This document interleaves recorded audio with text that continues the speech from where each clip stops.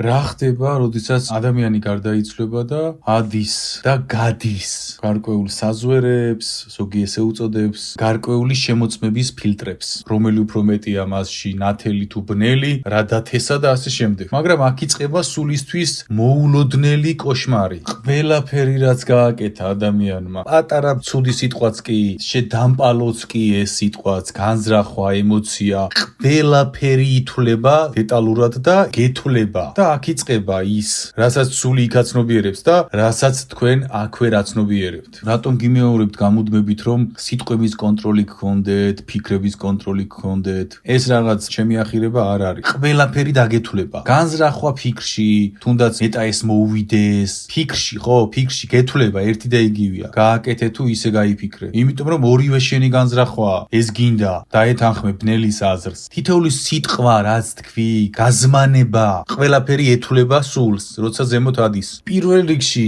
შენი სულის მთავარი ცოდვები კი არ ითვლება, იმიტომ რომ სულის მთავარი ცოდვები არის მეორე ხარისხოვანი. რას ლაპარაკობ, გიორგი? სულის მთავარი ჩადენილი ცოდვები რანაირად არის მეორე ხარისხოვანი? მარტივად გეტყვით. წარმოიდგინეთ, გარკვეული თანხობრივი განახარჯი გაქვს. მაგალითად, 10,000 ლარი გაგეხარჯა, ანუ დაგეხარჯა დაკარგე. და თვლი რომ ეს არის შენი მთავარი ცოდვა, შედარება რომ გავაკეთო. და მთელი ცხოვრება ყოველდღიურად 10 ლარს კარგავდი. ცუდ სიტყვებს ამბობდი, ვიღაცას ბოროტება გაუგზავნე, ვიღაცა დაწყევლე და 10 ლარი კი არა, 200 ლარი დაკარგე. და მთელი ცხოვრების განმავლობაში ამ წვრილ მანებში გაგეხარჯა მილიონი და შენ განიცდი 10,000 ლარიან განახარჯს. იგივე ხდება სულთან. სული ფიქრობს, რომ რაღაც კონკრეტული ცოდვები ჩაიდინა, დიდი და ამას დაუთვლიან, მაგას არ დაგითვლიან. იქ წვრილმანები რაც დაგეწერა ანგარიშზე, შენი დდში ვიღაცას შეაგინე, ვიღაც ყოველდღიურად 100 ჯერ იგინება. აგინებს სხვას, თავის გულში, ავტომობილში, ისე ბოღმები, ანუ დღის განმავლობაში ერთ დღეში ადამიანი აგროვებს ძალიან დიდ ვალს. მარტო ერთ დღეში აგროვებს დიდ ვალს. მოკლედ, თავარი დათვლა რაც მიდის, ითვლება წვრილმანი ცოდვები, სიტყვები და ეს ყველაფერი. ამიტომაც თქვა ქრისტემ, თითოეული შენი სიტყვა იწერებაო. გითხრა პირდაპირ ბიბლიაში თეთრ შავზე წერია. შენ შეიძლება ტაძარში დადიოდე, ლოცვებში იყო, ამ ყველაფერში იყო, მაგრამ იმ ცოდვებს ვერ ინანიებ, რომელიც უნდა მოინანიო. შენ ინანიებ მთავარ ცოდვებს, რომელსაც ძალიან დაბალი ცოდვის ქულა აქვს მინიჭებული და მილიონობით სიტყვა რომელიც გეთვლება, არ ინანიებ ამას. წვრილმან ცოდვებს არ ინანიებ, ვიღაცა შეაგინე, შური იგრძენი, ცუდი გაუკეთე, პატარა. აქ საუბარია კიდე წესიერ ადამიანზე, რომელიც წესიერად ცდილობს იცხოვროს, მაგრამ არ აქვს სიტყვების კონტროლი, ფიქრების კონტროლი, ქმედების კონტროლი და მთლიანად ცოდვაშია. ამაზე დეტალურად თუ გაინტერესებთ ინფორმაცია, გამთლიანების გვერდზე დევს ნაშრომის სახელად წვრილმანებში იმარჯვებ და მარცხდები. საიდუმლო მექანიკა ესე ქვია. მოусმინე და გაირკვევ. და როდესაც გარდაიცვლება, ზემოთ მას წარუდგენენ ხოლმე წარმოუდგენელ ანგარიშს. როდესაც ხდება მისი ყველა ცოდვის დათვლა, იცით ესეთი სული როგორ ადამიანს გავს, რომელიც შევიდა კაფეში, დალია ყავა და ანგარიში მოუტანეს 9 მილიონი და შოკშია. ამის გადახდა უწევს. რაც არ უნდა გაასაჩივროს, რომ მე არ ვიცოდი ეს ყავა ესე თუ ღირდა, არ ვიცოდი ეს ისე თუ იყო, არ ვიცი, შენ დედამიწაზე რა გითხრეს, რა როგორ არის, მაგრამ ბიბლიაში ყველაფერი გითხრა ქრისტემ. ბიბლიაში თეთრ შავზე წერია, ვიმეორებ, თითეული შენი სიტყვა იწონება, ინიშნება და სამსჯავროზე გეთვლება. პირდაპირ თეთრი შავზე წერია, უბრალოდ დღევანდელმა მოძღვრებმა ეს თქვენამდე არ მოიტანეს. დღევანდელმა მოძღვრებმა თქვენამდე მოიტანეს როგორი ცოდნები, იცით? გეშინოდეს უფლის, მონახარ უფლის, ისხარის, არ მოიტანეს ფუნდამენტი თქვენამდე. ვერ მოიტანეს, ვერ მიიყვანეს, აქამდე სიტუაცია რაკნან, რასაც შეუძლია აკეთებენ და იმის იქეთ ხომ ხედავთ, რა ხდება რელიგიაში. სული არის აბსოლუტურ შოკში. ელოდა ყავის ფულის ვალიედო ანგარიშზე სულიერებაში და აღმოაჩენს უცებ რომ ყავის კი არა 9 მილიონი აქვს გადასახდელი, დანაშაული ცოდვები. მე კიდევ ეხავ ამცირებ ამ მაჩვენებელს, იმიტომ რომ სიტყვებში 10,000ობით ცოდვებს აგროვებთ. ცუდ სიტყვებში უბრალოდ გაცნობიერება არ ყოფნით, რომ ამას ძალა აქვს და მნიშვნელობა. ფიქრებში, მოქმედებებში შური თუ გაქვს, კიდე ძალიან მეტი. ის თუ გაქვს, ყველა სიტყვას და ყველა მოქმედებას და ყველა ქმედებას აქვს თავისი შეფასების ქულა, ექვივალენტი, ან წონა აქვს ენერგეტიკული, ნეგატივს და პოზიტივს. ამიტომ გავიძახი გამუდმებით სიტყვების კონტროლს და ფიქრების კონტროლს აქვს ფუნდამენტური მნიშვნელობა.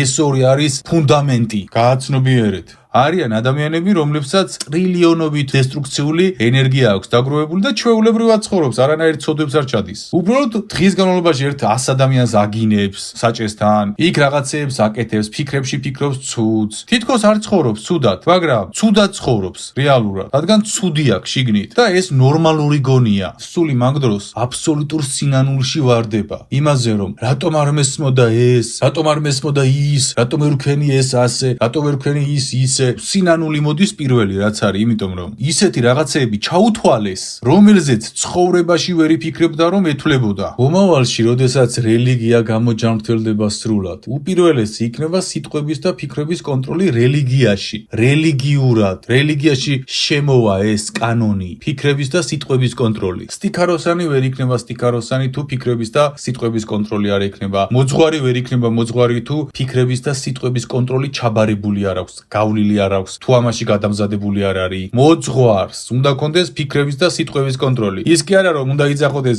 ამის კარგის ისე, ან იმის ის, დებილი. მე აბსოლუტურად გასუფთავებული მაქვს პირის ბაგე. რატომ არის რომ ადამიანები წერენ და გიორგი შენგან გძნობ უდიდეს შუქს, როცა ლაპარაკობ, გიორგი რა კარგი ხმა გაქვს, რა კარგი ხმა მაქვს და კარგად ლაპარაკობ და რაღაცეები კი არა. 3 წელია გადაკრული სიტყვა არ მithქვამს.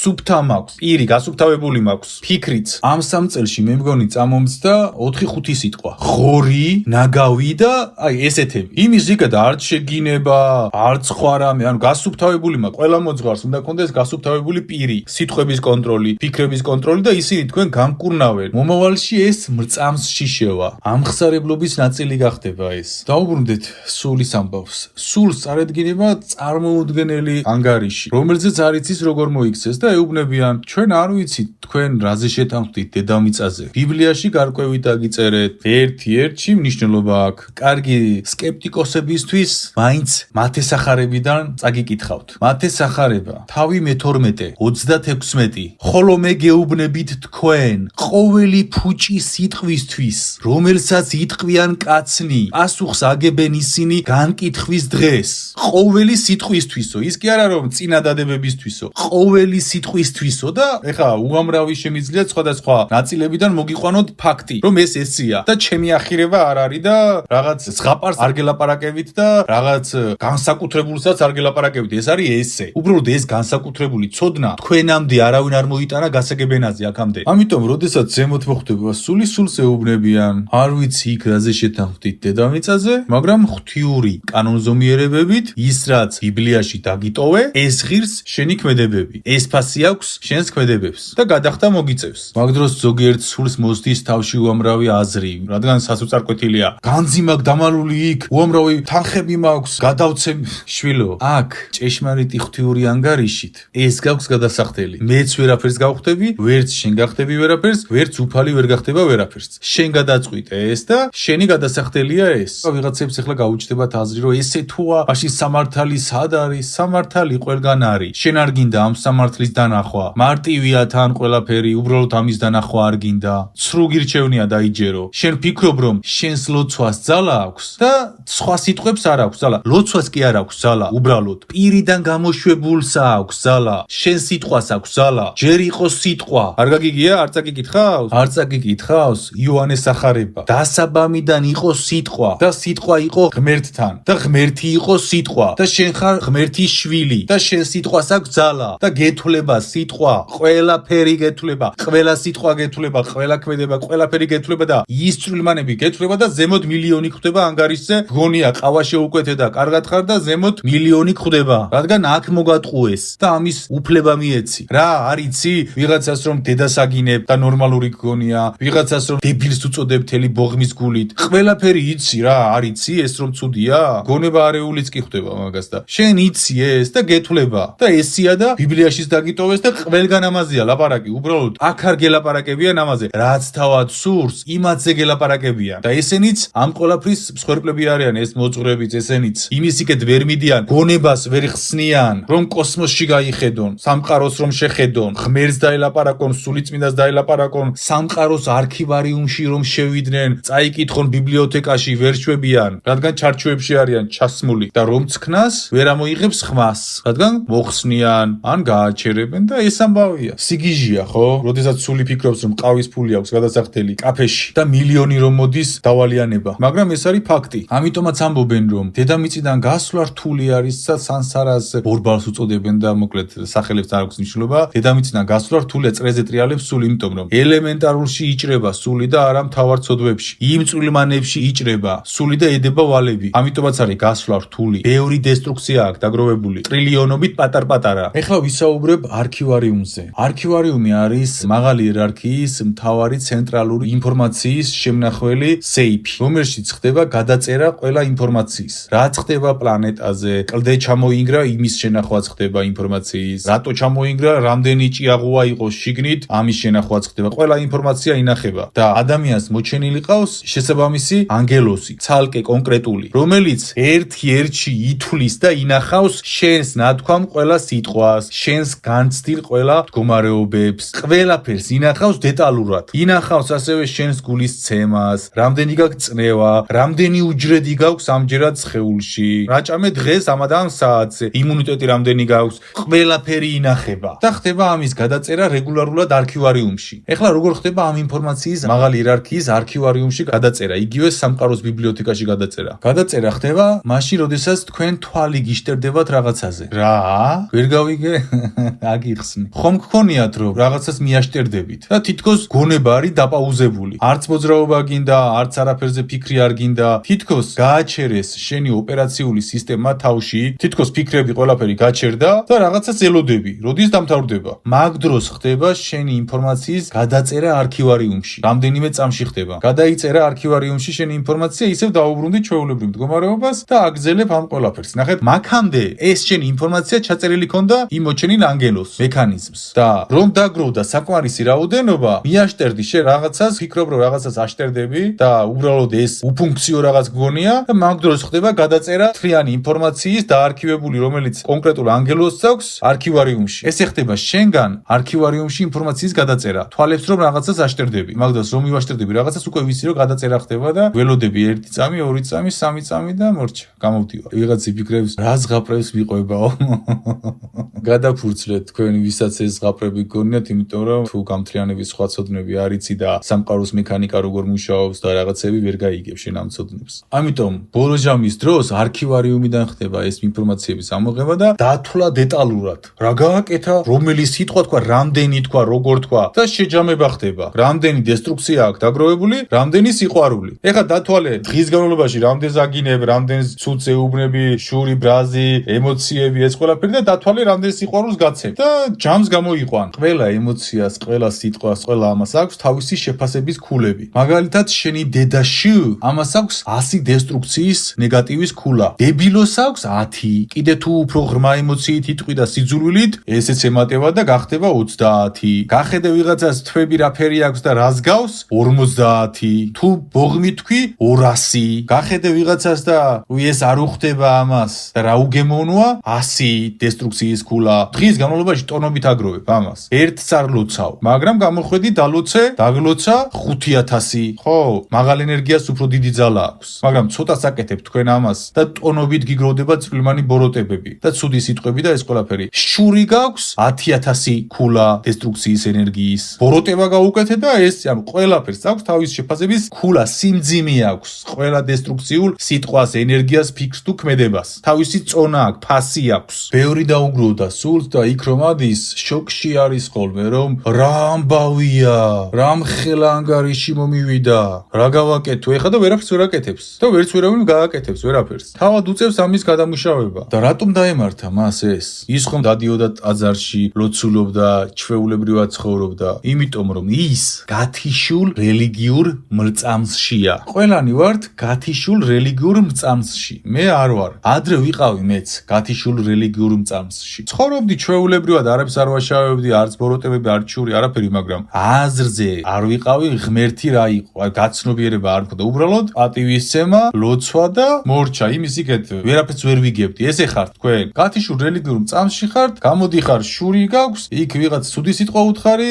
იქ არ გაუღიმე, დაეჯღანე, ესეც გეთვლება, დაებღვირე და ამ დღეში ხარ. გათიშულ რელიგიურ მწამსში ხარ. ღმერთი არ გესმის, როგორ უნდა იმოქმედო. პირდაპირ მნიშვნელობით გეუბნები. ბიბლიაში ყველაფერი დაგიწერეს, რაც წაგიკითხე, რომ ყველა შენი სიტყვა იწერებაო და ბოლო ჟამის დროსო გადმოგიდებთო. მაგრამ ვერ ფიქრობ ამას. იმიტომ რომ რაც თავად სურდათ, ის გადმოგიფინეს და წარმოგიჩინეს მთავრად. და მთავარი არის სხვა რაღაც. და ამას შენც უნდა ხვდებოდე ისედაც. მარტივია ხო ყველაფერი რომ ვიღაცა არ უნდა გაჭორო, შური არ უნდა გქონდეს, ცუდი არ უნდა უსულო, უნდა გიყვარდეს. ამისთვის ხარ შექმნილი და ამას თუ არ აკეთებ, რა გინდა? შენ აქ იმისთვის კი არ მოსულ ხარ რომ უბრალოდ ისე, სტანდარტული მდგომარეობით იყოს შენთვის და წამოწვეს შეზლონგზე და მზეს მიეფიცხო და ზაგარი მიიღო. შენ ამისთვის აქ არ მოსულ ხარ. შენ აქ მოხვედი დიდი შრომის გასაწევად, დიდი წინაღობის გადასალახად, გამარჯვებისთვის მოხვედი რომ გადარჩე. ესეც დაგავიწყეს. ამიტომ თქვენ არიცით ღვთიური მექანიკა, არიცით როგორ მოიქცეთ და რთულია ხო ცხოვრება, როცა არიცი დამეთანხმები შენი შედეგით. რთულია ხო?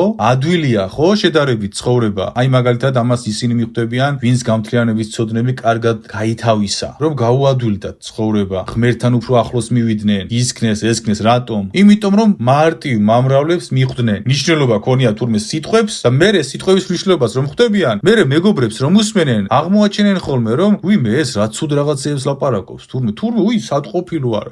ეს რა ყოფილა? მარტივია. თან ახლა გამთლიანებაში ვიღაც ახლა შეიძლება ფიქრობდეს გენიალურ რაღაცებს, რომ ყველაზე მეტად იმაზე მეცინებ და მხარხარებ, რომ ყველაზე მარტივ რაღაცებს ლაპარაკობ. იმდენად მარტივ რაღაცებს ლაპარაკობ, რომ ცხვირწინ გვიდევს ყველას. იმდენად მარტივ რაღაცებს ლაპარაკობ. იმიტომ მიწევს მარტივ რაღაცებს ლაპარაკი, რომ ამ მარტივშია ჭეშმარიტება და ეს ჭეშმარიტება დაგვიმალეს მარტივში. ყურადღება გადაგვატანინეს სხვა რაღაცეებზე. ძალიან რთული გზის გავლა მოგვიწევს. ბოლო ჟამის დრო როგორ არის შეფასებული? გასაგებ ენაზე ვიტყვი, აი მარტივ ენაზე რომ გავიგოთ. ესე იგიო, ერის წინააღმდეგ წავაო, შიმშილი იქნებაო, ეს იქნება, ის იქნებაო. მოკლედ ძალიან მძიმე მდგომარეობა იქნებაო და ნახე, ეს მხოლოდ დასაწყისიაო.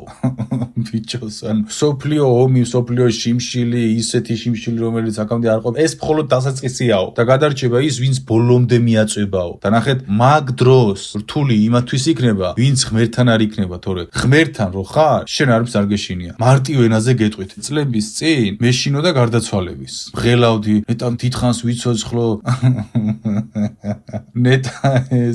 აი, საერთოდ არ მახელვებს, როდის გარდავიცვლები და როცა არ უნდა გარდავიცვლებოდე, იცოდეთ ერთი რაღაც. მე ამას არ განვიცდი და პირიქით. და ეხა ამას ცხოვრებაში ვერ ვიფიქრებ და პირიქით, რა პირიქით, გიორგი, შენ ხო არ გაგიშდი? არ ვიცი, სადღაც გაქრა, გარდაცვლის შიში. რატომ? იმიტომ რომ მოვიდა ღმერთის ხმა ჩემში და მივხვდი რომ არ ვკვდები, არამედ გარდავიცვლები. გადავდივარ სხვა სამყაროში და უბრალოდ არ მიშინი, აი, რა თქმა უნდა, ყველას აქვს შიში. როგორი შიში იცი, აი, რაღაც შიში, რა ვიცი, რა უწოდო იმ შიშს, იმიტომ რომ ეს ბუნებრივია. მაგრამ ისე რომ გარდაცვლის მეშინოდეს და როცა საჭირო იქნება, მაშინ წამიყვანს უფალი და არ მაღელვებს, ესე იგი იქ ვჭირდები, იქედან აკეთ. როცა საჭირო იქნება, მაშინ და არ მაქვს მე საერთოდ ამის შიში. და რის ხარჯზე მოხდა ეს? ღმერთი აკეთებს ამას. რის თქვა მინდა ბოლო ჟამის დროს ღმერთთან ვინც იქნება, მისთვის არ იქნება ეს ძალიან მძიმე, იმიტომ რომ ღმერთი დაიხმარება ყველაფერში. ბოლომდე გაიყვანს. თუ ღმერთთან იქნება, თუ იმას იზამ, რასაც გასწავლი გამთლიანებაში, რომ სულ ღმერთთან უნდა იყო, ხელი არ უნდა გაუშვა, ყველაფერი რასაც გასწავლი, ეს გეხმარება, რომ დაამარცხოს სიკვდილი, ანუ სიკვდილის შიში რომ არ გქონდეს და ყველაფერი. ძალები, მიხვდე ვინ არის, მიხვდე რა არის, აი ზოგიერთი მწერს რაღაც უნდა და უკვე ვიცი რა უნდა. მაგრამ მაინც ვეკითხები. აი მაგალითად ზოგჯერ არის რომ შავი მაგი მოიწერება, გადაცმული. უკვე ვიცი რა უნდა, მაგრამ მაინც ვეკითხები რომ ვერთობი. ღმერთი დაგეხმარება ყველაფერში. მიხვდე? ამიტომ ფუნდამენტი ყოველთვის გახსოვდეს. ღმერთია ფუნდამენტი. მაგრამ როცა შენ ღმერთი არ იცი და ვერ ურთიერთობ ღმერთთან იცი როგორც საჭიროა, შიში გაქვს გარდაცვალების, გეშინია დაბერების, იმის კი არ გეშინია მზად ხარ თუ არა. აი მახსოვს 7 წლის წინ, რა ვიცი თქო ხა, ბოლო თქო სიკვდილის არ მეშინია თქო, მაშინ არაფერი არ ვიცოდი სულიერებას და არც გაცნობიერებები მქონდა ისეთი როგორიც ეხლა მოქვს და მისმინა და მეუბნება. გიორგიო, ნიშნულობა იმას კი არ აქვსო, შენ ეხლა გეშინია გარდაცვლის თუ არაო. არამედ ნიშნულობა იმას აქვსო, მზად ხარ თუ არა, იმისთვის რომ ღმერთთან წარდგეს სუფთადო. ისეთ ამამახსოვდა ეს ნათქვამი და ისე ჩამრჩა თავში, იმიტომ რომ ჭეშმარიტება მითხრა. ნიშნულობა იმას კი არ აქვს, მე ეხლა რამდენი წელი ვიცოცხლებ. რა თქმა უნდა, აქვს ნიშნულობა ადამიანებისთვის და ბევრ კარგს გავაკეთებ და უფალმა იცის ეს, მე მაგაზე არ არ ვღელავ. უფალმა იცის, მაგრამ ნიშნობა მას კი არ აქვს. ნიშნობა აქვს შენ მზად ხარ თუ არა ეხლა. შენ ნებისმიერ მომენტში უნდა იყო მზად ამისთვის. უნდა იყო გასუფთავებული მაქსიმალურად, რასაც შეძლებდა დაიტევ. უნდა კონდეს ყველა ნათქვამი განთქმული ადამიანთან, თუ რამეს მალავ გულში და ვერ ეუბნები. თუ რამე გაქვს სიმართლე სათქმელი, თუ რამე გაქვს მოსანანიებელი. შენ ეს ყველაფერი სასწრაფოდ უნდა გქონდეს მოგვარებული, ეს არის ფუნდამენტი. გესმის? მზად უნდა იყო ამისთვის ნებისმიერ დროს. არაფერი არ უნდა გქონდეს მოუგვარებელი მნიშვნელოვანი. მაგიტო იჭედებიან სულები დედამიწაზე, რომ რაღაცა ვერ უთხრა, მთელი ცხოვრება ელოდებოდა, რაღაც სადღაც ოქრო დამალა, სადღაც რაღაც გააკეთა, სადღაც ისქნა, სადღაც ესქნა. მე ყველაფერი დალაგებული მაქვს მაქსიმალურად. რამეზე რომ ვიღელვო, ვინმეს მიმართ რომ ცოდვა მქონდეს და არ მოვინანიო, მაშინვე ვიფიქსირებ, მომიტევე მეთქი. არ ვუშვებ ამ შანსებს. ამიტომ არ მეშინია გარდაცვალების და იმიტომ არ მეშინია რომ უფალი ამ შიშს მიკრობს. ბოლო ჯამის დროსაც ესე იქნება და ზოგადად ეს ფუნდამენტი დაიმახსოვრე. ნიშნობა იმას კი არ აქვს, რამდენი წელი იცოცხლებ, ამას არანაირი ნიშნობა არ აქვს. შენ რამდენი წელი იცოცხლებ, დაიმახსოვრე ეს. არანაირი ფუნდამენტი არის მზად ხარ თუ არა. ღმერთია შენში და ღმერთი გეხმარება ამაში თუ მას გაამეფებ შენში. ქრისტე ღმერთო მეფდი ჩემში. ამას უნდა იმეორებდე, გამოგადგება. როცა ქრისტე ღმერთი მეფობს შენში, სიკვდილის არ გეშინია, წინაღობის არ გეშინია, ვეღარ გერევა გასაჭირი. მოდი ამ ენაზე გეტყვი. ამიტომ სული როდესაც წარს დგება, წარსადგენში, ყველაფერს რომ გააცნობიერებს და ანგარიში რომ მოუვა რაღაც წარმოუდგენელი რაოდენობის, პირველი რაც ემართება ეს არის სინანული. რატომ ვეჩხუბე დედას? რატომ უთხარი იმას ცუდი? რატომ ქენი ეს? რატომ ქენი ის? რატომ ქენი ის? იმდენად დიდი ანგარიში მიდის რომ ყველაფერზე დაფიქრდა და სინანულში ჩავარდა. რატომ ვერქნა, ვერ გააცნობიერა? ღმერთთან უფრო ახლოს რატო არ იყო? ამიტომ იყავით ღმერთთან, იყავით ღრმა ერთთან. ღმერთი, ღრმა ერთი, ღმერთი, ღრმა ერთი. ამ სამყაროში ღრმა ერთი არის ერთი, უფალი. ამიტომაც დავარქვით ჩვენ ქართველებმა ღმერთი. ჩვენ უბრალოდ ღმერთი კი არ დავარქვით უფალს, ეს სიტყვა არამედ ღრმა ერთია, უფალი. ყველაზე ღრმა პლუს სიყვარული უსასრულობაში. ის არის კანონი ღვთისა სიცოცხლისა, რომელშიცაც ცხოვრობს ყველა არსი და მათ შორის არსი ღვთისაც. ხო, ყველა მასში ცხოვრობს. ამიტომ ღმერთი მეფდი ჩემში, ქრისტე ღმერთო მეფდი ჩემში. ამიტომ გვინდა ჩვენ მთელი გულით ღმერთი და უფალს უფრო უნდა შენთან ყოფნა, ვიდრე შენ მასთან. უფალს უნდა მის კალთაში იყო, მის სახლში. შენ რომ გონია უფალი გიყვარს და ხშირად მოდიან ადამიანები და ქრისტე გამომეცხადა და ისეთი სიყვარული ვიგრძენი და ნეტარება,